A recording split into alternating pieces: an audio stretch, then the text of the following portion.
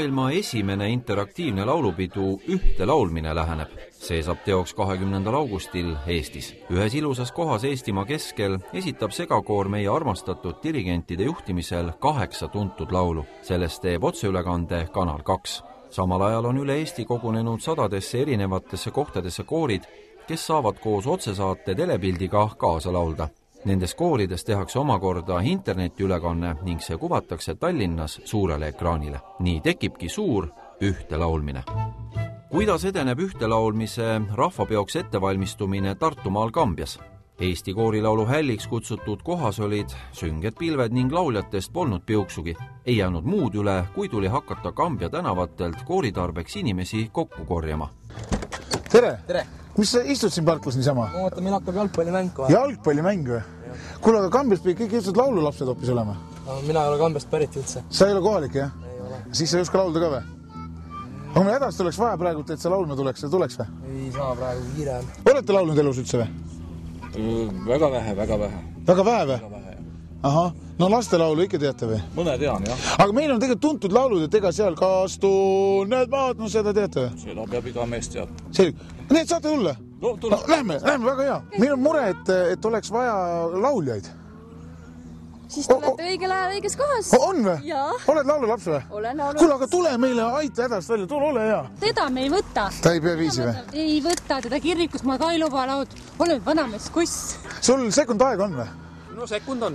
Meil on mure väikene, meil oleks vaja siin Kambjas pidi kõik lauluinimesed olema. No meil on vaja nüüd korraks just koori kokku võtta, et tuled sa ka, aitad välja? No aitan. Selge, kuule, lähme, siin on paar tükki veel. Kas te ise laulute ka või? Loomulikult, mis ma siia muidu tulin siis?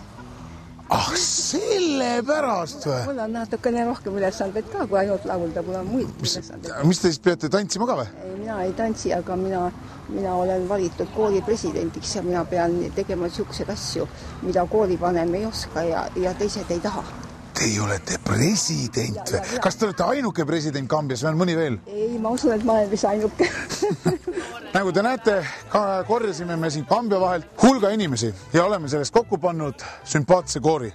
Mis sest nüüd täpselt välja tuleb, seda me ei oska öelda, kohe kuuleme. 1, 2, 3 ja kuikum! Rahvas kuldsel kord istus maha sööma, siis vaane muine muurumal läks kandelugu lööma. Geniaalne! See toimib! Eestlased laulavad! Jaha! Kissa, kõlgusaare. Muidugi mõista kuuluvad need juhuslikud küla pealt korjatud inimesed Kambja laulukoori ridadesse. See Eestimaa kõige pikemaealisem laulukoor tegutseb järjepanu juba 215 aastat ning astub üles ka Ühte laulmisel.